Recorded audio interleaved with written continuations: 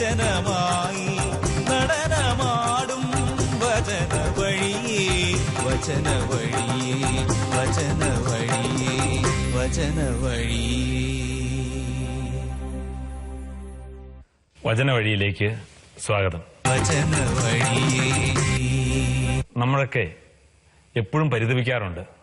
സമൂഹത്തിൽ അഴിമതി വളരെയധികം വർദ്ധിച്ചിരിക്കുന്നു, അക്രമം പെരുകുകയാണ്, എവിടെ നോക്കിയാലും അനീതിയാണ്. നമുക്ക് കുറ്റപ്പെടുത്താനും പഴിചാരാനും ധാരാളം ആൾക്കാരുണ്ട്.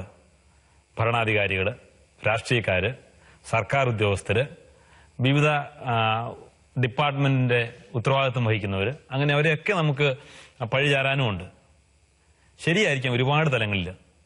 പക്ഷേ നമ്മുടെ ചുറ്റുപാടും നടക്കുന്ന ഈ അക്രമങ്ങൾക്കും അനീതികൾക്കും എതിരെ എനിക്കൊന്നും ചെയ്യാനില്ലേ? ഞാൻ ഈ കുറ്റപ്പെടുത്തുന്നവൻ മാത്രമായി നിസ്സംഗതയോടെ ഇത്തരം കാര്യങ്ങളെ നോക്കിക്കാണുക എന്നൊരു കടമയെ എനിക്കുള്ളൂ? വചന വഴിയിൽ ഇന്നത്തെ ചർച്ച അതിനെ സംബന്ധിച്ചാകട്ടെ.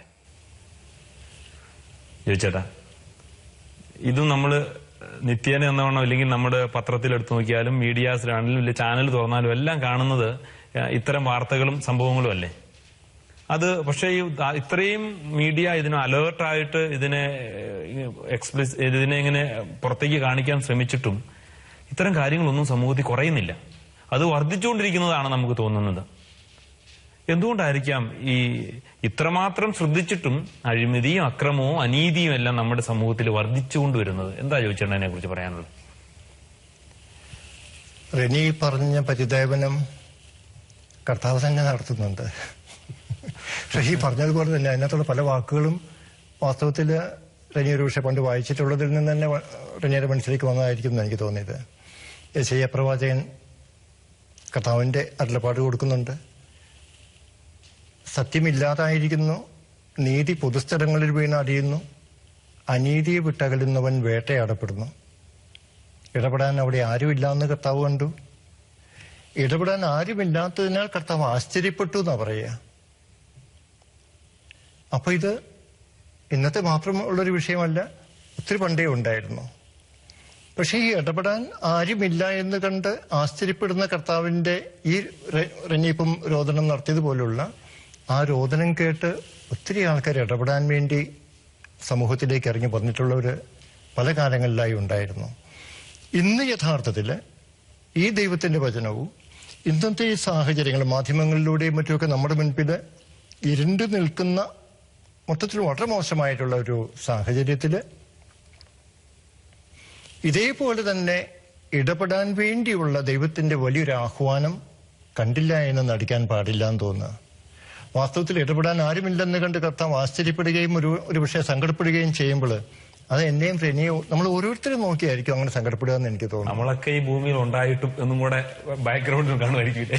ഇത്രയധികം ദൈവവചനത്തിലൂടെ നിങ്ങൾ കടന്നു വന്നിട്ടും ഇത്രയധികം ആധ്യാത്മിക കാര്യങ്ങളെക്കുറിച്ചുള്ള അറിവുകൾ നിങ്ങൾക്ക് ലഭിച്ചിട്ടും പ്രാർത്ഥന ഇത്രയൊക്കെ നടത്തിയിട്ടും ഞാനുമായിട്ട് ഇത്രയൊക്കെ ബന്ധമുണ്ടായിട്ടും എന്തേ ഭൂമിയിൽ അനീതി? അതെ, ഇങ്ങനെ സംഭവിച്ചിട്ട് പോകുന്നു. നിങ്ങൾക്ക് എന്താ ഇതിനകത്തൊന്നും ചെയ്യാനായിട്ടില്ലേ എന്നുള്ളൊരു കുറ്റപ്പെടുത്തല് യഥാർത്ഥത്തിൽ ഞാനത് ശ്രവിക്കേണ്ടതില്ലേ? ഞാൻ എന്റെ ഹൃദയം കഠിനമാക്കാതിരിക്കുകയാണെന്നുണ്ടെങ്കിൽ ഈ ഇടപെടാൻ വേണ്ടിയുള്ള ഈ വിളി, ഈ ആഹ്വാനം വളരെ ഗൗരവത്തിൽ തന്നെ ഞാൻ ശ്രദ്ധിച്ചെടുക്കേണ്ടതായിട്ടുണ്ട്. പക്ഷെ അത് തന്നെ ഞാനും വിചാരിക്കുന്നു, നമുക്ക് ഈ പറയുന്ന വിധത്തിലുള്ള ആധ്യാത്മികതയും വലിയ അറിവുകളും ബോധ്യങ്ങളും ഒക്കെ ഉണ്ടായിട്ടും ഇത്തരം കാര്യങ്ങളോട് വളരെ നിസ്സംഗതയോടെ നമുക്ക് സമീപിക്കാൻ പറ്റുമോ? അത് ഞാനും ഒരുപക്ഷെ നിങ്ങളും ഇല്ല നമ്മുടെ സമൂഹത്തില് ഒരു പരിധിവരെ നല്ലവർ അല്ലെങ്കിൽ മെച്ചപ്പെട്ടവർ എന്നൊക്കെ വിചാരിച്ച് സ്വയം കഴിയുന്നവരുടെ ഒക്കെ ഒരു മുന്നിലുള്ള ഈ നിസ്സംഗത വളരെ അപകടകരമാണെന്ന് തോന്നുകയാണ്. എന്താ തങ്കച്ചായ അതിനെ കുറിച്ച് തോന്നുന്നത്? ശരിക്കും പറഞ്ഞാൽ ഇപ്പോഴത്തെ അവസ്ഥ അത് തന്നെയാണ്. പല പത്രവാർത്തകളിൽ തന്നെ മനുഷ്യനെ ഒട്ടും വിലയില്ലാത്തൊരു അവസ്ഥയിലേക്ക് വരുന്നത് പോലെ തോന്നുന്നത്. അതിന്റെ പ്രധാന കാരണം ഈ നീതി അവിടെ നിഷേധിക്കപ്പെടുന്നു എന്ന് പറയുമ്പോഴേ നീതിയെക്കുറിച്ചുള്ള കൺസെപ്റ്റ് വിശ്വാസി എന്ന നിലയിൽ എനിക്ക് തോന്നിയിരിക്കുന്നത്, ഞാൻ ഈ ഭൂമിയിൽ എന്തെല്ലാം ആസ്വദിക്കുന്നുണ്ടോ അത് ഈ ഭൂമിയിലുള്ള എല്ലാവർക്കും വേണ്ടിയുള്ളതാണ്. എന്നെപ്പോലെ തന്നെ അതിനെല്ലാത്തിനും അവകാശപ്പെട്ടവരാണ് ഈ ലോകത്തിലുള്ളവർ. അത് സാമ്പത്തികമായിട്ടായാലും കൊള്ളാം, കീർത്തിയായാലും കൊള്ളാം, സൽപ്പേരായാലും കൊള്ളാം, എന്തെല്ലാം ഭൗതിക സൗകര്യങ്ങളായാലും കൊള്ളാം, എല്ലാം എന്നെപ്പോലെ തന്നെ അർഹിക്കുന്നവനാണ് അവനെന്ന് കാണാൻ. ആ ഒരു നീതിബോധം ജനങ്ങൾക്ക് നഷ്ടപ്പെട്ട സാഹചര്യത്തെക്കുറിച്ചാണ് യെശയ്യാ ഇവിടെ പറയുന്നത്. പക്ഷെ കർത്താവ് വീണ്ടും പറയുകയാണ്, ആ നീതി സ്ഥാപിക്കുവാൻ അവിടുന്ന് തന്നെ അവസാന വാക്യം അതല്ല ചോദിച്ചേട്ടാ, ഇതെന്നാ വായിച്ച അവസാന വാക്യം നേരത്തെ പറഞ്ഞു. ഇടപെടാൻ ആരുമില്ലാത്തതിനാൽ അവിടുന്ന് ആശ്ചര്യപ്പെട്ടു, സ്വന്തം കരം തന്നെ അവിടത്തേക്ക് വിജയം നൽകി. അവിടുത്തെ സ്വന്തം കരം തന്നെ അവിടത്തേക്ക് വിജയം നൽകേണ്ടി വരും. അപ്പൊ ഇതൊക്കെ കണ്ടുകൊണ്ട് പരിതപിക്കുന്ന മനുഷ്യനറിയാൻ വയ്യാത്തൊരു കാര്യം, തമ്പുരാൻ ഇതിനകത്ത് ഇടപെടാറുണ്ട്. പക്ഷെ ഇടപെടണമെങ്കിൽ ഇന്ന് വേണ്ടത് എന്നെ കൂടാതെ തമ്പുരാൻ ഇടപെടാൻ പറ്റില്ല. നമ്മളൊക്കെ പോലുള്ള ഒരു വിശ്വാസികളാണെന്ന് പറയുന്നുണ്ടെങ്കിൽ ആ വിശ്വാസം യഥാർത്ഥ ലെവലിലേക്ക് ഉയരുമ്പോൾ ദൈവത്തിന് ഇടപെടാനുള്ള കരങ്ങളായും ദൈവത്തിന് ഇടപെടാനുള്ള നാവുകളായും ദൈവത്തിന് പ്രവർത്തിക്കാനുള്ള കാലുകളായും സമൂഹം മാറുമെന്നാണ് എനിക്ക് തോന്നുന്നത്. എനിക്ക് തോന്നുന്നത് ഇപ്പോ പൊതുവെ ഞാൻ ഉൾപ്പെടുന്ന സമൂഹത്തിന് സംഭവിക്കുന്നത് ഇതുപോലെ ഒറ്റപ്പെട്ട വ്യക്തിത്വങ്ങളുണ്ട്. അവരെ നമ്മളെടുത്ത് ഇതുപോലെ സാക്ഷ്യങ്ങളായി പ്രതിഷ്ഠിക്കാറുമുണ്ട്. അതവിടെ നിൽക്കട്ടെ. പക്ഷെ പൊതുവെ സമൂഹത്തിൽ രണ്ട് കൂട്ടരെ എനിക്ക് തോന്നുന്നു. നല്ലവരെന്ന് സ്വയം കരുതുകയും, എനിക്ക് തോന്നുന്നു എന്നെയൊക്കെ ആ കൂട്ടത്തിൽ പെടുത്താൻ മതി. കാരണം എനിക്ക് എന്നെക്കുറിച്ച് നല്ലൊരു അഭിപ്രായമുണ്ട്. ഓക്കെ, ഞാൻ നല്ലവനാണ്. അപ്പൊ അങ്ങനെയുള്ള എന്നെപ്പോലെ ഞാനും എന്നെപ്പോലെയുള്ളവരുടെയൊക്കെ ഒരുപാട് ഞാൻ കൈക്കൂലി വാങ്ങിക്കുന്നില്ല, കൈക്കൂലി കൊടുക്കുന്നില്ല, ഞാൻ അനീതിയൊന്നും പ്രവർത്തിക്കുന്നില്ല, ഞാൻ അനീതിയിൽ ഇടപെടുന്നില്ല. എന്റെ കാര്യം ഞാൻ ചെയ്യേണ്ടത് ചെയ്തു. ഞാൻ നല്ലവനാണ്. ഈ ദുഷിച്ച തലമുറയ്ക്ക് ആ കഷ്ടം. വലിയ അകലമൊന്നുമില്ലാതെ അങ്ങനെ നിന്ന് പോവുകയാണ്. ഇതാണ് നല്ലവരെന്ന് അല്ലെങ്കിൽ ഭക്തരെന്ന് വിശ്വാസികളെന്ന് എന്നൊക്കെ കരുതുന്ന ഒരു വിഭാഗം. ഇത് വളരെ സൗകര്യപൂർവ്വമായ നിലപാടാണ്. പിന്നെ വേണമെങ്കിൽ നമുക്ക് കുറച്ച് സമയം പ്രാർത്ഥിക്കുകയും ചെയ്യും. ഈ നശിച്ചുകൊണ്ടിരിക്കുന്ന സമൂഹത്തിന് വേണ്ടി പ്രാർത്ഥിക്കും. ഇതൊന്നും മോശമായ കാര്യമാണെന്ന് ഞാൻ പറയല്ല, പ്രാർത്ഥിക്കണം, വേണ്ടതല്ലെന്നല്ല ഞാൻ പറയുന്നത്. പക്ഷെ കർത്താവിനോട് അങ്ങോട്ട് പറയുമ്പോൾ കർത്താവ് ചിലത് തിരിച്ച് ഇങ്ങോട്ട് പറയും. അത് നമ്മൾ കേൾക്കാനും പ്രവർത്തിക്കാനും തയ്യാറാകുന്നില്ലെങ്കിൽ ആ പ്രാർത്ഥനയുടെ ആഴവിടം വരെ വേറൊരു ഇഷ്യൂ ആണ്. ഇനി ഞാൻ രണ്ടാമതൊരു കൂട്ടരൊരു സമൂഹത്തിലുണ്ട്. അവര് ഒരുപക്ഷെ വാടക കൊലയാളികളോ അങ്ങനെയൊന്നും ആയിരിക്കണമെന്നൊന്നുമില്ല. പക്ഷെ സമൂഹത്തിൽ പറയുമ്പോൾ അഴിമതി അഴിമതി അഴിമതി ഭയങ്കര അഴിമതി, അയ്യോ രക്ഷയില്ല, ഭയങ്കര അനീതിയാ. പക്ഷെ ഈ പറയുന്ന പുള്ളികള് പഞ്ചായത്ത് ഓഫീസിലെ പുതിയ എക്സിക്യൂട്ടീവ് ഓഫീസർ, അയാൾ ഒരു രക്ഷയില്ല. വീട് വെക്കാൻ ചെന്ന് കഴിഞ്ഞാല് 1/2 ഇഞ്ചിന് അയാൾ അങ്ങോട്ടും ഇങ്ങോട്ടും മറന്നു വെച്ചാൽ ചില പൈസ കൊടുക്കാന്ന് വെച്ചാൽ നടക്കരുത്. ഇങ്ങനെയുള്ളവന്മാർ വന്നു കഴിഞ്ഞാൽ നമ്മളെങ്ങനെയാ വീട് വെക്കുന്നത്, അല്ലെ നമ്മളെങ്ങനെയാ സിമെന്റ് വാങ്ങിക്കുന്നത്, അല്ലെ നമ്മളെങ്ങനെയാ റേഷൻ കാർഡ് സംഘടിപ്പിച്ചെടുക്കുന്നതായി. അപ്പോ അല്പസ്വല്പം കൈക്കൂലി വാങ്ങുകയും എനിക്ക് അനുകൂലമായ വിധി പ്രസ്താവിക്കാൻ അല്പസ്വല്പം കൈക്കൂലി വാങ്ങിച്ചിട്ടാണെങ്കിലും കുഴപ്പമില്ല. പക്ഷേ തങ്കച്ചായന് അനുകൂലമായ നിലപാടെടുക്കാൻ അയാൾ തങ്കച്ചായന് കാശ് വാങ്ങിച്ചതും അത് അനീതിയാ, അത് കുഴപ്പമാ, തട്ടിപ്പാ, വെട്ടിപ്പാ, ഓക്കെ. പക്ഷെ എനിക്ക് ഇങ്ങനെ ഒരു വളരെ ബഹുഭൂരിപക്ഷം. അതുകൊണ്ട് ഇത് രണ്ടു കൂട്ടരും കൂടെ ചേർന്ന ഒരു സമൂഹം സ്വാഭാവികമായിട്ടും യോജിച്ചാൽ ബൈബിളിൽ തന്നെ വായിച്ചു കേൾപ്പിച്ച അവസ്ഥയിലേക്കും എത്തിച്ചേരും എന്നുള്ള ഒരു സംശയമില്ല. കാരണം ഇടപെടാൻ ആരുമില്ല, ഞാനും ഇടപെടാൻ തയ്യാറല്ല. കാരണം ഇടപെടുക എന്ന് പറയുമ്പോൾ എനിക്ക് നഷ്ടപ്പെടാൻ പലതുമുണ്ട്. അത് വലിയ ആശ്രയമുള്ളവനും എന്നെ ഇതൊരു ദൗത്യമായിട്ട് എന്നെ വിളിച്ചിരിക്കുന്നു, എന്നോട് എന്റെ ദൈവം പറഞ്ഞിരിക്കുന്നു എന്ന് ബോധ്യമൊക്കെ ഉള്ളവൻ മാത്രമേ ഇത് പറ്റുള്ളൂ. അല്ലാത്തൊരു ഇതൊക്കെ പറഞ്ഞ ഒരു പ്രാർത്ഥനയും പ്രാർത്ഥിച്ച് രക്ഷപ്പെടുകയുള്ളൂ എന്ന് തോന്നുന്നു വിശ്വാസി പോലും. അപ്പം മൊത്തത്തിലൊരു സമൂഹത്തിലൊരു മാറ്റത്തിന്റെ ഒരു ആവശ്യകത വ്യക്തമാണ്. അത് വിശ്വാസിയാണെങ്കിലും അല്ലാത്തവനാണെങ്കിലും. വ്യക്തികൾ ഏതെങ്കിലുമൊക്കെ ഇങ്ങനെ ചെയ്യുന്ന കാര്യങ്ങൾ ഇപ്പം ജോർജ് പറഞ്ഞേക്കുന്നവരൊന്ന് ഗ്ലോറിഫൈ ചെയ്ത് ഒന്ന് മഹത്വീകരിച്ച് വെച്ച് അവരെയൊക്കെ ചില റോൾ മോഡൽസ് ആക്കി ഒക്കെ വെക്കാം, ശരി തന്നെ. പക്ഷേ വിഷയം അതല്ല. ഇവിടെ കർത്താവ് വേദനിക്കുന്ന ഒരു കാര്യം ഇടപെടാനായിട്ട് അവിടെ ആരുമില്ല എന്നുള്ളതാണ്. ഇന്ന് ശരിയായൊരു ആധ്യാത്മികതയിലേക്ക് ഒത്തിരി അധികം ആൾക്കാർ ഇന്ന് വന്നുകൊണ്ടിരിക്കുന്നു. ഇങ്ങനെ വരുന്ന ഈ ആധ്യാത്മിക മനുഷ്യരെ സംബന്ധിച്ചിടത്തോളം ഈ ഇടപെടലിൽ എന്തെങ്കിലും റോളുണ്ടോ? അതിനകത്തുള്ള ഏതെങ്കിലുമൊക്കെ ചില വ്യക്തികൾക്ക് മാത്രമേ ഉള്ളൂ. പണ്ടൊരു ഏശയ്യാ പ്രവാചകൻ ഉണ്ടായിരുന്നു, ജെറമ്യാ പ്രവാചകൻ ഉണ്ടായിരുന്നു, എസെക്കിയേൽ, ദാനിയേൽ, ആമോസ്, ഹോസിയ, ഇങ്ങനെ കുറച്ച് പ്രവാചകന്മാരൊക്കെ അവിടുന്ന് ഇവിടുന്നൊക്കെ ഓരോ ഘട്ടങ്ങളിലേക്ക് ഉണ്ടായിട്ടുണ്ടായിരുന്നു. എന്നൊക്കെ പറഞ്ഞതുപോലെ ഏതെങ്കിലുമൊക്കെ പ്രവാചകന്മാർ ഇക്കാലത്ത് വരാൻ വേണ്ടി കാത്തു നിൽക്കുകയാണോ വേണ്ടത്? അതെയോ ഒരു വ്യക്തി എന്നുള്ള നിലയിൽ മാത്രമല്ല, ഒരു കൂട്ടായ്മ എന്നുള്ള നിലയിലും ഞാൻ ഈ ഇടപെടലിന്റെ ആധ്യാത്മികത ശീലിക്കേണ്ടതായിട്ടുണ്ടോ, അനുവർത്തിക്കേണ്ടതായിട്ടുണ്ടോ എന്നുള്ളതാണ് ഇവിടെ ഗൗരവമായ വിഷയം എന്ന് എനിക്ക് തോന്നുന്നു. അല്ല, തീർച്ചയായിട്ടും വ്യക്തി എന്ന നിലയ്ക്കും ഒരു കൂട്ടായ്മയുടെ ഭാഗമായിക്കൊണ്ടും നമ്മൾ ഇത്തരം കാര്യങ്ങളിൽ ഇല്ലെങ്കിൽ സമൂഹത്തിന്റെ ഇത്തരം ചെയ്യുന്ന അല്ലെങ്കിൽ പ്രതിസന്ധിയുള്ള അനീതിയുള്ള രംഗങ്ങളിൽ ഇടപെടാനുള്ള ദൗത്യവും ബാധ്യതയും ഒരു വിശ്വാസി അല്ലെങ്കിൽ ഒരു ദൈവാശ്രയമുള്ളവൻ എന്ന നിലയ്ക്ക് എനിക്കും ഈ സമൂഹത്തിലുള്ള എല്ലാവർക്കും ഇല്ല. ശരിക്കും ഒരു യുവാവിന്റെ ഒരു പ്രവർത്തനം എനിക്കറിയാം. ഒരിക്കലേ ഒരു യുവാവ് ബസ് സ്റ്റോപ്പിൽ നിൽക്കുമ്പോഴാണ് ഒരു ഫോൺ വരുന്നത്. ഇതുപോലെ ഒരു 10-13 വർഷങ്ങൾക്ക് മുമ്പ് ഒരു ഹോസ്പിറ്റലിൽ പ്രസവത്തിന് ചെന്നൊരു പാവപ്പെട്ട സ്ത്രീ, അവളുടെ ഭർത്താവാണ് വിളിച്ചിരിക്കുന്നത് ഇങ്ങോട്ട്. വിളിച്ചത് ഇതാണ്, അവിടെ 270 രൂപ കൊടുത്താലേ ഇതിന് ലേബർ റൂമിലേക്ക് കയറ്റു ഈ സ്ത്രീയെ. അതിനുവേണ്ടി ഓപ്പറേഷൻ തിയേറ്ററിന്റെ വാതിക്കെ കിടത്തിയിരിക്കുക. ഓപ്പറേഷൻ വേണമെന്നാണ് പറഞ്ഞിരിക്കുന്നത്, സിസേറിയൻ വേണമെന്നാണ് പറഞ്ഞിരിക്കുന്നത്. കയറ്റിയിട്ടില്ല. ഇവിടെ ബ്ലീഡിങ്ങും നടന്നുകൊണ്ടിരിക്കുകയാണ്. ഈ ചെറുപ്പക്കാരൻ അവിടെ ഓടിച്ചെന്നിട്ട് ചിലപ്പോൾ ഡോക്ടർമാരോട് ഒന്ന് വർത്തമാനം പറഞ്ഞിരിക്കണം ഹോസ്പിറ്റലിൽ അപ്പുറത്ത്. ഈ ഒരു ജീവനുള്ള സ്ത്രീയിൽ നിന്ന് ബ്ലീഡിങ് നടന്നിട്ട് അതൊന്നും കാണാത്തതുപോലെ അറ്റൻഡർമാരുണ്ട്, നഴ്സുമാരുണ്ട്, ഒക്കെ ഉണ്ട്. ഇയാൾ അവിടെ നിന്ന് ഇതെന്താ നിങ്ങളെപ്പോലെ ഒരു മനുഷ്യനല്ലേ എന്നൊക്കെ പറഞ്ഞ് ബഹളം ഉണ്ടാക്കിയപ്പോൾ ആൾക്കാരൊക്കെ ഓടിക്കൂടി. ആളുകൾ അപ്പോഴാണ് അയാളെ വിളിച്ചുകൊണ്ട് അടുത്ത വരാന്തയിലേക്ക് പോയി. അത് വേറെ സ്ത്രീകൾ കിടക്കുന്ന സ്ഥലമാണ്, പ്രസവിച്ച് കിടക്കുന്നത്. അവിടെ നമുക്ക് വരാന്തയിലെ രക്തമണിഞ്ഞ കാൽപ്പാട്. ഇതെന്ത് പറ്റിയാന്ന് ചോദിച്ചപ്പോൾ ഇന്നലെ ഒരു പാവപ്പെട്ട സ്ത്രീ വന്ന് ഇത്രയും കാശ് കൊടുക്കാനില്ലായിരുന്നതുകൊണ്ട് അവരെ നേരെ അകത്തുള്ള ഇതിലേക്ക് വിടാതെ പുറത്തുള്ള ലാറ്റിലേക്ക് കക്കൂസിലേക്ക് വിട്ടു. പോകുന്ന വഴിക്ക് വരാന്തയിൽ സ്ത്രീ പ്രസവിച്ചു. മെഡിക്കൽ കോളേജിൽ കിടന്ന് കുട്ടി മരിച്ചു. ആ ചെറുപ്പക്കാരൻ നേരെ പല മാധ്യമങ്ങളെയും സമീപിച്ചു. പത്രക്കാരും തന്നെ പത്രത്തിൽ കൊടുക്കാൻ തയ്യാറായില്ല, അവർ വരാൻ തയ്യാറായില്ല അയാളുടെ കൂടെ. പക്ഷെ ഒരു ചെറിയ പത്രം, ഇത്ര ഫേമസ് അല്ലാത്തൊരു പത്രക്കാരൻ ഒരു ഫോട്ടോഗ്രാഫറെയും കൊടുത്തു, ഒരു ലേഖകനെയും കൂടെ അയച്ചു. അവർ രണ്ടുപേരും കൂടെ വന്ന് ഇവിടെ ഫോട്ടോ ഒക്കെ എടുക്കാൻ തുടങ്ങിയപ്പോൾ ഇവർ എല്ലാവരും വന്ന് കാല് പിടിക്കാൻ തുടങ്ങിയ ചെറുപ്പക്കാരൻ്റെ അടുത്ത്. അവസാനം ഏതായാലും അവരെടുത്ത് പത്രത്തിൽ കൊടുത്തു. എനിക്ക് പറയാൻ സാധിക്കുന്നത് ആ പയ്യന്റെ ആ ഒരു പ്രവർത്തനം ആരോഗ്യമന്ത്രിയെ അവിടെ എത്തിക്കുവാനും ആ ഹോസ്പിറ്റലിലെ ഒരു 5-6 മാസത്തേക്കെങ്കിലും ഇങ്ങനെ ഒരു സംഭവം ഇല്ലാത്തൊരവസ്ഥയിൽ എത്തിക്കാനും കഴിഞ്ഞു. ഇങ്ങനെ ഒറ്റപ്പെട്ട സംഭവങ്ങൾ ചെയ്യുന്നവരെ പ്രോത്സാഹിപ്പിക്കാനെങ്കിലും നമ്മളിൽ ആരെങ്കിലും ഒക്കെ ഉണ്ടായിരുന്നെങ്കിൽ ഒരു പക്ഷേ കുറെ സാമൂഹിക തിന്മകൾ മാറുമായിരുന്നു. എനിക്ക് പ്രോത്സാഹനം എല്ലാം വേണം, പക്ഷെ തുടങ്ങേണ്ടത് ഒരു പക്ഷേ വീട്ടിൽ നിന്ന് തന്നെയാണ്. വ്യക്തിയിൽ മാറ്റം ഉണ്ടാകുന്നതനുസരിച്ച് പിന്നെ അത് വീട്ടിൽ പ്രാവർത്തികമാകേണ്ടി വരും. അത് ചിലപ്പോൾ മക്കളോട് അമ്മയും പറഞ്ഞു കൊടുക്കുന്ന പോലെ ചിലപ്പോൾ അപ്പനോട് മക്കള് പറഞ്ഞു കൊടുക്കുന്നതിലും തെറ്റൊന്നുമില്ല. പക്ഷെ മക്കള് പറഞ്ഞു കൊടുക്കേണ്ടത് നിന്നുകൊണ്ട് പറഞ്ഞു കൊടുക്കണം എന്നുള്ളതേ ഉള്ളൂ. ഉപയോഗിക്കുന്ന ഭാഷയിലും ഇടപെടേണ്ട രീതിയിലും വ്യത്യാസമുണ്ട്. പക്ഷേ പറയുന്നൊരു വാക്യമുണ്ടല്ലേ, സ്നേഹത്തിൽ സത്യം സംസാരിക്കേണ്ട ചുമതലയുണ്ട്.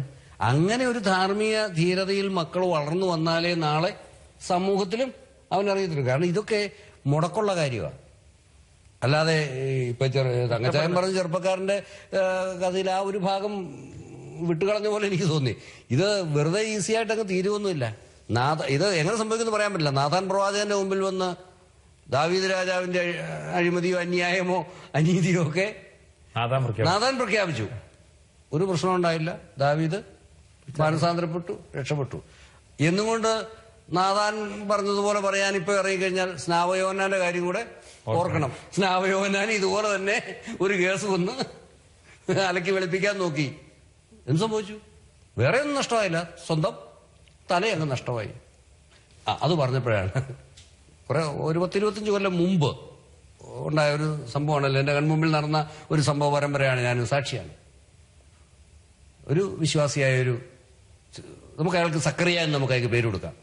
ഒരു സക്കറിയ വിശ്വാസിയായ, വിശ്വാസത്തിനനുസരിച്ച് ജീവിക്കുന്ന, ആ അർത്ഥത്തിൽ വിശ്വാസിയായ, അല്ലാതെ മറ്റർത്ഥത്തിലല്ല, വിശ്വാസത്തിനൊത്ത് ജീവിക്കുന്ന ഒരു മനുഷ്യൻ.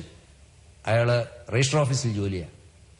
അന്ന് അയാൾ ജോലി ചെയ്തുകൊണ്ടിരുന്ന രജിസ്റ്റർ ഓഫീസിനടുത്ത് തന്നെയാണ് ഞാനും ജോലി ചെയ്തിരുന്നത്. അതുകൊണ്ട് എനിക്ക് ഈ വിവരങ്ങൾ നേരിട്ട് അറിയാൻ സാധിക്കും. രജിസ്റ്റർ ഓഫീസിൽ അന്ന് ഈ ആധാര ചുരുളുകൾക്കകത്ത് നോട്ട് തിരികെ വെച്ച് കൊടുക്കുന്ന സംവിധാനം, അതിനെ എതിർക്കുകയോ സ്വീകരിക്കാതിരിക്കുകയും ചെയ്യുന്ന സക്കറിയ സ്വീകരിക്കാതിരിക്കുക മാത്രമല്ല അയാൾ ചെയ്തിരുന്നത്. നേരെ മറിച്ച് അന്യായമായത് അവർ പണം പറ്റിയിട്ട് പാവങ്ങൾക്കെതിരെ, നീതിക്കെതിരെ അങ്ങനെ പ്രവർത്തിക്കുന്നിടത്ത് അയാളൊരു ശബ്ദമായി മാറുന്നു. അനീതി അവിടെ സംഭവിപ്പിക്കാൻ അയാൾ സമ്മതിക്കില്ല. ഒരു അത്ഭുതകരമായ കാര്യം, അയാൾ ഉദ്യോഗ റാങ്കിൽ വലിയ ഉയർന്ന പുള്ളിയൊന്നും ആയിരുന്നില്ല. ഒരു ക്ലറിക്കൽ കേഡറിലുള്ള ഗുമസ്തപ്പണിയിലുള്ള ഒരു ദേഹം മാത്രമായിരുന്നു. പക്ഷേ രജിസ്ട്രാർ ഉൾപ്പെടെ ഇയാൾ ഒരു ശബ്ദം ഉയർത്തി കഴിഞ്ഞാൽ അത് ശരിയല്ല, അത് ഞാൻ സമ്മതിക്കില്ല എന്ന് പറഞ്ഞു കഴിഞ്ഞാൽ ആ കാര്യം അവിടെ നടക്കുമായിരുന്നില്ല. ഭയമുണ്ടായിരുന്നു. ധാർമ്മിക ധീരതയുള്ളവന്റെ മുഖത്ത് നോക്കുമ്പോൾ അതില്ലാത്തവൻ അനുഭവപ്പെടുന്ന ഭയത്തിന്റെ ആ നിലപാടുണ്ടായിരുന്നു. പക്ഷെ ഈ ഭയത്തിന് വേറൊരു മുഖമുണ്ട്. ഈ ഭയം എപ്പോഴും അക്രമത്തിലേക്ക് ഇയാളെ എന്തും ചെയ്തു കളയും എന്നുള്ള അന്തരീക്ഷം അവിടെ ആ ഓഫീസിൽ നിലവിലുണ്ടായിരുന്നു. വാടക ഗുണ്ടകളെ വിട്ട് എന്തെങ്കിലും ചെയ്യിപ്പിക്കും എന്നൊക്കെയുള്ള ഒരു അന്തരീക്ഷം അവിടെ നിലവിലുണ്ടായിരുന്നു. പക്ഷെ ഇയാള് അതിനെക്കുറിച്ചെല്ലാം പ്രതികരിച്ചിരുന്നത് അയാള് വ്യക്തിപരമായിട്ട് എന്നോടൊക്കെ പറഞ്ഞിട്ടുള്ളത്, കർത്താവ് അറിയാതെ എനിക്കൊന്നും സംഭവിക്കുകയില്ല, കർത്താവാണ് എന്നോട് ഇത് ചെയ്യാൻ ഇവിടെ ഈ ഓഫീസിൽ ഇവിടെ ആക്കിയിരിക്കുന്നത്, അതുകൊണ്ട് അവിടുന്ന് പറയുന്നത് മാത്രമേ ഞാൻ ചെയ്യുന്നുള്ളൂ. അതിന് വരുന്നത് എന്തായിരുന്നാലും ഒന്നും വരികയെന്നല്ല അയാൾ പറഞ്ഞുകൊണ്ടിരുന്നത്. എനിക്കൊരു കുഴപ്പം വരികയെന്നല്ല അയാൾ പറയുന്നത്. എന്താണ് സംഭവിക്കുന്നുണ്ടെങ്കിലും അത് എന്റെ കർത്താവിനെ പ്രതി സ്വീകരിക്കാൻ ഞാൻ തയ്യാറുണ്ട്.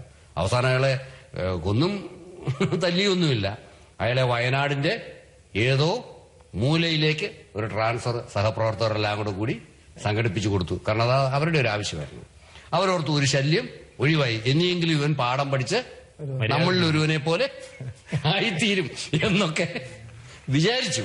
പക്ഷേ ആ ട്രാൻസ്ഫർ ഓർഡർ കിട്ടിക്കഴിഞ്ഞ് അയാൾ ചെയ്ത കാര്യം എല്ലാവർക്കും മധുരപലഹാരം വിതരണം ചെയ്ത്, ഓഫീസിൽ എല്ലാവർക്കും വിതരണം ചെയ്തിട്ട് പറഞ്ഞു, ഇതാ കർത്താവ് എന്നെ പുതിയ മിഷൻ മേഖലയിലേക്ക് പറഞ്ഞു വിട്ടിരിക്കുന്നു, എന്റെ ഇവിടുത്തെ ഡ്യൂട്ടി പൂർത്തിയായി, ഞാൻ അവിടെ പുതിയ സ്ഥലത്ത് ഡ്യൂട്ടിയിൽ പ്രവേശിക്കാൻ പോവുകയാണ് എന്ന് പറഞ്ഞ് സന്തോഷത്തിന് തെല്ലും കുറവ് വരാതെ പുതിയ അപ്പോയിന്റ്മെന്റ്, അതും പ്രൊമോഷനോടുകൂടി അപ്പോയിന്റ്മെന്റ് കിട്ടി എന്ന ഭാവത്തിൽ അദ്ദേഹം പോയി. അത് അദ്ദേഹത്തിന്റെ ഉള്ളിൽ നിന്നും വന്ന പ്രവൃത്തിയായിരുന്നുവെന്ന് അടുത്തറിയാവുന്ന എന്നെ പോലുള്ളവർക്ക്, അവരുടെ മുമ്പിൽ അഭിനയിച്ച് കാണിച്ചതല്ല, അയാൾ ആത്മാർത്ഥമായിട്ട് അത് തന്നെയായിരുന്നുവെന്ന് അടുത്തറിയാവുന്ന സ്നേഹിതരായിരുന്നു ഞങ്ങൾക്ക് പലർക്കും ഈ കാര്യം അറിയാം. എനിക്ക് ഒരു ജോർജ് സാർ പറഞ്ഞപ്പോൾ ഒരു ചിന്ത തന്നെ മനസ്സിൽ വന്നതേ, യഥാർത്ഥത്തിൽ ഒത്തിരി ഇത്തരത്തിലുള്ള അല്ലെങ്കിൽ നന്മ ആഗ്രഹിക്കുകയും അത് ചെയ്യണമെന്ന് ആഗ്രഹിക്കുകയും ചെയ്യുന്ന ഒരുപാട് മനുഷ്യരുണ്ട്. ഒരുപക്ഷെ നമ്മളൊക്കെ അങ്ങനെയായിരിക്കും. പക്ഷെ ഇത് ആ ഒരു നന്മയ്ക്ക് വേണ്ടി നിലകൊള്ളാനുള്ള ഒരു ആത്മധൈര്യം ഇല്ല. എനിക്ക് സംഭവിക്കാൻ പോകുന്ന അല്ലെങ്കിൽ സംഭവിക്കുമെന്ന് ഞാൻ ഇങ്ങനെ ഭാവന കാണുന്ന കുറെ അപകടങ്ങളും നഷ്ടങ്ങളും എന്നെ എപ്പോഴും ഇങ്ങോട്ട് പിൻവലിപ്പിച്ചുകൊണ്ടിരിക്കുക. ശരിക്കും ദൈവത്തിന്റെ ഒരു പരിശുദ്ധാത്മാവ് നൽകുന്ന ആത്മധൈര്യം, ആ ഒരു അഭിഷേകത്തിന് വേണ്ടി ശരിക്കും പറഞ്ഞാൽ നമ്മൾ അങ്ങനെ ഒരു മനസ്സുള്ളവനെങ്കിലും ആഗ്രഹിക്കുകയും പരിശ്രമിക്കുകയും പ്രാർത്ഥിക്കുകയും ഒക്കെ ചെയ്യേണ്ടതല്ലേ? അപ്പോഴല്ലേ നമുക്ക് ചില നഷ്ടങ്ങളെ, ഒരുപക്ഷെ ഭയപ്പെടുന്നത് എനിക്കുണ്ടാകുന്ന നഷ്ടങ്ങളെ ആയിരിക്കുമല്ലോ, ഈ നഷ്ടങ്ങളെ ഭയപ്പെടുന്നതുകൊണ്ടായിരിക്കുകയല്ലേ ചോദിച്ചേട്ടാ ആൾക്കാർ പലരും ഈ ഒരു നന്മയുടെ ഈ ഒരു സ്റ്റെപ്പ് എടുക്കാൻ പഠിക്കുന്നത്? കേരളത്തിൽ ഒട്ടുമിക്കവാറും RTO ഓഫീസുകളിൽ വർക്ക് ചെയ്ത ഒരാളെ നമുക്ക് എല്ലാവർക്കും തന്നെ അറിയാവുന്ന ഒരാളുണ്ടായിരുന്നു. ഒരഴിമതിക്കും കൂട്ടു നിൽക്കാതെ ഒരു കൈക്കൂലിയും മേടിക്കാതെ നിന്നയാള് ഇപ്പോൾ ഈ പറഞ്ഞ സക്കറിയായ പോലെ, അത് മറ്റു പലർക്കും തലവേദനയായപ്പോൾ അടുത്ത RTO ഓഫീസായിരുന്നു. അത് കഴിയുമ്പോൾ അടുത്ത RTO ഓഫീസ്, അങ്ങനെ പോയിട്ടുള്ളത്. റെനി പറഞ്ഞതിന്റെ വിഷയം, റെനി അങ്ങനെ ഓടാൻ, അങ്ങനെ പോകാനായിട്ട് തന്റെ വിശ്വാസത്തെ പ്രതി, നീതിക്ക് വേണ്ടിയുള്ള ഒരു സ്റ്റാൻഡ് എടുക്കുന്നതിനെ പ്രതി പോകാനായിട്ടുള്ള തയ്യാർ അദ്ദേഹത്തിനുണ്ടായിരുന്നു.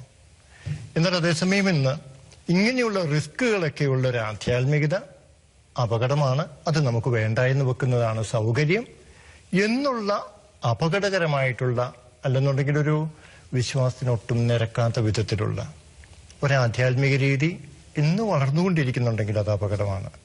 വാസ്തവത്തിൽ ഇന്ന് ഇപ്പോൾ പറഞ്ഞ വ്യക്തിയിലും കുടുംബത്തിലും ഇടവകയിലും ഡിഫറെന്റ് ആയിട്ടും ഒരു ഇടവക സമൂഹത്തില് കറക്റ്റ് ചെയ്യപ്പെടേണ്ട ഏതെങ്കിലും കാര്യങ്ങളുണ്ട് എന്നുണ്ടെങ്കിൽ, നേരത്തെ പറഞ്ഞ പോലെ പൗലോസ്ലീഹ പറഞ്ഞതുപോലെ സ്നേഹത്തിൽ പക്ഷെ സത്യം പറഞ്ഞുകൊണ്ട് അത് കറക്റ്റ് ചെയ്യപ്പെടേണ്ടതല്ലേ, തിരുവചനത്തിനനുസരിച്ച് നിരക്കാത്ത കാര്യമല്ലേ എന്ന് ചൂണ്ടിക്കാണിക്കാനായിട്ടും അത് കറക്റ്റ് ചെയ്യപ്പെടാനായിട്ട് ആവശ്യമായ കാര്യങ്ങൾ ചെയ്യാനായിട്ടും തീർച്ചയായിട്ടുമുള്ള ബാധ്യതയും വിശ്വാസികൾക്കുണ്ട്. അങ്ങനെ സ്നേഹത്തിൽ സത്യം സംസാരിക്കാത്തത് മൂലം സ്നേഹമില്ലാത്ത ആളുകൾ ഈ സത്യങ്ങൾ വികലമായ രീതിയിൽ വിളിച്ചു പറയുകയും അത് വളരെ മാരകമായ മുറിവേൽപ്പിക്കുകയും പ്രശ്നങ്ങൾ സൃഷ്ടിക്കുകയും ചെയ്യുന്നത് നമ്മുടെയൊക്കെ കൺമുമ്പിൽ നടന്നുകൊണ്ടിരിക്കുന്ന കാര്യമാണ്. പക്ഷെ വാസ്തവത്തിൽ ഇത് വളരെ മൈനർ ഓപ്പറേഷനിലൂടെ സ്നേഹത്തോടെ ചെയ്യാൻ പറ്റുന്ന കാര്യമാണ്. അത് അങ്ങനെ ചെയ്യാത്ത മൂലം അത് അവിടെ ഇരുന്ന് പഴുത്ത് വ്രണമായി പൊട്ടി മാരകമായി തീരുന്നു. മറ്റൊന്നുള്ളത് എന്റെ വിശ്വാസവും എന്റെ ആധ്യാത്മികതയും ഇതില്ലാത്തിടത്ത് ദൈവസന്നിധിയിലെങ്കിലും ചോദ്യം ചെയ്യപ്പെടുകയും ചെയ്യാം, അല്ലേ?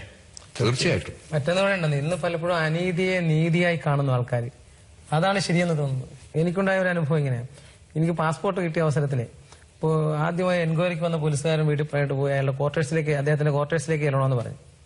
അപ്പോൾ എനിക്കറിയത്തില്ല എന്തിനാ എൻക്വയറിക്ക് വരുന്ന പോലീസുകാരന്റെ ക്വാർട്ടേഴ്സിൽ ചെല്ലേണ്ട ആവശ്യകതയെക്കുറിച്ച് എനിക്ക് മനസ്സിലായില്ല. ഞാനതുകൊണ്ട് ഞാൻ പോയില്ല. പോകാതിരുന്നപ്പോൾ അദ്ദേഹം അടുത്തൊക്കെ വന്നിട്ട് പറഞ്ഞു, ഇതുവരെ അവൻ വന്ന് കണ്ടില്ല, അയാൾക്കത് പാസ്പോർട്ട് വേണ്ടേ, അപ്പൊ ഞാൻ ഉടനെ അദ്ദേഹം അറിയത്തക്ക രീതിയിൽ തന്നെ അദ്ദേഹത്തിന്റെ സ്നേഹിതന്മാരോട് പറഞ്ഞു വിട്ടു. ഒരു എൻക്വയറി ഉദ്യോഗസ്ഥന്റെ വീട്ടിൽ വന്ന് എന്നെ കുറിച്ച് അന്വേഷണത്തിന് റിപ്പോർട്ട് വരുന്നതിനേക്കാൾ നല്ലത് എൻക്വയറി ഉദ്യോഗസ്ഥന് എന്റെ അയൽവാസികളായിട്ടുള്ള അഡ്രസ്സ് കൊടുത്തിട്ടുണ്ട്, അവിടെ അന്വേഷിച്ചിട്ട് റിപ്പോർട്ട് അയച്ചാൽ മതി, എന്നെ നേരിൽ കാണണമെന്നില്ലല്ലോ എന്ന് പറഞ്ഞു. ഇത് ഞാൻ പറഞ്ഞപ്പോഴേ അവിടെ നിന്നൊരാള് എന്നെ അസഭ്യം പറഞ്ഞുകൊണ്ട് തന്നെ പറഞ്ഞു, താനൊക്കെ എന്ത് സ്വാർത്ഥരാടോ, അയാൾക്ക് 250 രൂപയോ 500 രൂപ കൊടുക്കാൻ കഴിയാനായിട്ടല്ലേ താനിത് പറയുന്നത്, കാശ് കൊടുക്കാൻ കഴിയാത്ത താൻ ഇങ്ങനെ ചെയ്യണമെന്ന് എന്നെ തല്ലുവന്ന പരുവത്തിലെത്തി അദ്ദേഹം. അപ്പൊ ഞാൻ പറയാം, എന്റെ സഹോദരൻ എനിക്കിതാ പ്രശ്നം, ഞാൻ ഇത്രയും കാലം ഗവൺമെന്റ് സർവീസിൽ ജോലി ചെയ്തിട്ട് 5 പൈസ കൈക്കൂലി കൊടുക്കുകയോ കൈക്കൂലി വാങ്ങുകയോ ചെയ്തിട്ടില്ല. കിട്ടുന്ന ഡിപ്പാർട്ട്മെന്റ് വർക്ക് ചെയ്തിട്ടുണ്ട്, ധാരാളം പൈസ തരാൻ സാധ്യതയുള്ള സാഹചര്യങ്ങളുണ്ടായിരുന്നു, ഞാൻ ഒരിക്കലും കൊടുത്തിട്ടില്ല. അതുകൊണ്ട് തന്നെ ഇപ്പൊ ഒരു പാസ്പോർട്ട് വാങ്ങിക്കാൻ വേണ്ടി ഞാൻ ഈ കൈക്കൂലി കൊടുത്താൽ തീർച്ചയായിട്ടും ഞാൻ ഇതുവരെ ജീവിതത്തിൽ കീപ്പ് ചെയ്ത ചില പ്രിൻസിപ്പിൾസ് ആണ് നഷ്ടപ്പെടുന്നത്. അതുകൊണ്ടാണ് കാര്യം. ഉടനെ പിന്നീട് ഇദ്ദേഹം അന്വേഷിച്ചപ്പോൾ അവന് കിട്ടുന്ന പ്രശ്നമില്ലെന്ന് പറഞ്ഞേക്കാൻ പറഞ്ഞു വേറൊരാളോട്. കാരണം ഇവിടെ അപ്പനെ തല്ലി ആശുപത്രിയിൽ ഇട്ടിരിക്കുന്ന ഒരുത്തിന് പാസ്പോർട്ട് അടുത്ത ആഴ്ച കിട്ടും, അവൻ കാണേണ്ടതുപോലെ കണ്ടു. പിന്നെ അയൽവാസിയായിട്ട് അതിര് വഴക്കിൽ കേസ് ഇവന്റെ വക്കോളം എത്തിയ ഒരു പ്രശ്നമുള്ള എടുത്തിട്ടുണ്ട്, അവനും പാസ്പോർട്ട് കിട്ടിയെന്ന് വരും. പക്ഷെ ഇയാൾക്ക് കിട്ടുന്ന പ്രശ്നം ഇല്ല. അവസാനം ഞങ്ങൾ തമ്മിൽ അന്നേരമൊന്നും കണ്ടിട്ടില്ല. ലാസ്റ്റ് ഇയാൾ വന്ന് അന്വേഷിച്ച് വന്ന് മൂന്നാമത്തെ തവണ വന്നപ്പോൾ എന്നെ കണ്ടു പറഞ്ഞാൽ ഇദ്ദേഹം പറയുന്നത്, ഞാൻ പാസ്പോർട്ട് ഒന്നും വാങ്ങിക്കാൻ ഉദ്ദേശിക്കുന്നില്ലേ, ഒക്ടോബറിൽ തനിക്ക് റോമിൽ പോകണ്ടല്ലേ, ഇപ്പൊ സെപ്റ്റംബർ ആകാൻ പോവാ, ഇതെങ്ങനെ പാസ്പോർട്ട് കിട്ടാതെ അങ്ങനെ പോകും. അപ്പൊ ഞാൻ പറഞ്ഞു, ഏതായാലും ശരി, ഇദ്ദേഹത്തിന് അറിയാമാത്തൊരു സത്യമുണ്ട്, നീതിരഹിതരിൽ നിന്നുള്ള നീതിമാന്റെ സഹനമാണ്. എന്റെ പോക്കറ്റിലുണ്ടായിരുന്ന ഒരു കുരിശ് ഞാൻ പൊക്കി കാണിച്ചു കൊടുത്തു. ഇത് കണ്ട, നീതിരഹിതരിൽ നിന്നുള്ള നീതിമാന്റെ സഹനമാണ് ഈ കാണുന്നത്. ഇത് പോക്കറ്റിട്ട് നടക്കുന്നത് വെറുതെ അല്ല, ഇവൻ കുരിശിൽ മരിച്ചത് നീതിരഹിതരിൽ നിന്നുള്ള നീതിമാന്റെ സഹനമാണ്. അതുകൊണ്ട് ഞാനതുകൊണ്ട് കാശ് തന്ന് അവിടെ പോണതിനേക്കാൾ എനിക്ക് സന്തോഷം റോമിൽ പോകാതിരിക്കാൻ സാധിച്ചു എന്ന് പറഞ്ഞാൽ ഇതിന്റെ ഇരട്ടി സന്തോഷിക്കും ഞാൻ. ഈ കാശ് തരാഞ്ഞതിന്റെ പേരിൽ ഞാൻ റോമിൽ പോയില്ല എന്ന് കണ്ടാൽ ഇരട്ടി സന്തോഷിക്കും. അപ്പൊ ഇവന് മനസ്സിലായില്ല. അദ്ദേഹം എന്റെ അടുത്ത് വന്നിരുന്നു, ഇതെന്താ അങ്ങനെ പറയാൻ കാരണം. അപ്പൊ ഞാൻ അദ്ദേഹത്തോട് പറഞ്ഞു, ഇതാ സത്യം, സമൂഹത്തിലെ തിന്മകളെ കണ്ട് തിന്മകളുടെ പക്ഷം ചേർന്ന് കഴിഞ്ഞാൽ ഒരുപക്ഷെ നമുക്ക് തൽപ്പേരും കീർത്തിയൊക്കെ കിട്ടിയേക്കാം. തിന്മയ്ക്കെതിരെ പ്രതികരിച്ചതിന്റെ പേരിൽ മതവും രാഷ്ട്രീയവും കൊടുത്ത പാരിതോഷികമാണിത്. പക്ഷെ അദ്ദേഹം അവിടെ കിടന്നില്ല. അദ്ദേഹം അതിൽ നിന്നും 3-ാം ദിവസം ഉദ്ധാനം ചെയ്തു. പരാജയത്തിന്റെ പര്യായമെന്ന് അവർ വിചാരിച്ചു, പക്ഷെ അവൻ 3-ാം ദിവസം ഉദ്ധാനം ചെയ്തു. അവനെ പ്രഘോഷിക്കുന്ന ആളാണ് ഞാൻ.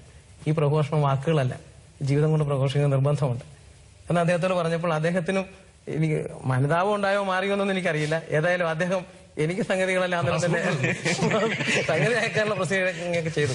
ഞാൻ പറയാണ്, ഇങ്ങനെ ചില കാര്യങ്ങളിൽ നമ്മൾ പ്രതികരിക്കുമ്പോൾ അവരുടെ കണ്ണും തുറക്കാൻ ചിലപ്പോൾ സാധ്യമാകും. അപ്പോഴും മനസ്സിലാകാത്തത് ഇത് നോക്കി നിൽക്കുന്നവന്റെ പ്രതികരണമാണ്. നീ എന്താ അനീതിയാ ചെയ്യുന്നതാണ് അവന്. കാരണം ഇന്ന് അനീതി പലപ്പോഴും നീതിയായിട്ട് മാത്രമല്ല, അത് നിയമമായിട്ടും പരിഗണിക്കപ്പെടുന്നു.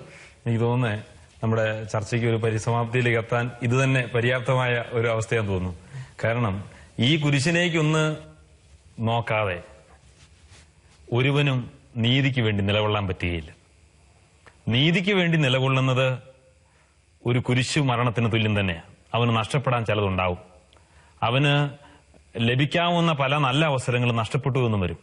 പക്ഷേ ദൈവസന്നിധിയിൽ നീതിമാനായി പരിഗണിക്കപ്പെടണമെങ്കിൽ, ദൈവസന്നിധിയിൽ വിശ്വാസിയായി ഗണിക്കപ്പെടണമെങ്കിൽ നാം നടത്തുന്ന ഭക്ത അഭ്യാസങ്ങളോ പ്രാർത്ഥനകളോ അല്ല ഒരുപക്ഷെ അളവുകോലായി വരിക. സഹചരന്റെ നീതിക്ക് വേണ്ടി, നന്മയ്ക്ക് വേണ്ടി ഞാൻ എന്ത് വില കൊടുത്തു എന്നതായിരിക്കാം. ഈ ഒരു വിധിയിൽ നിന്ന് നമുക്ക് ആർക്കും ഒഴിവ് കഴിവില്ല. വചനവഴിയിൽ മറ്റൊരു ചിന്തയുമായി നമുക്ക് വീണ്ടും കാണാം.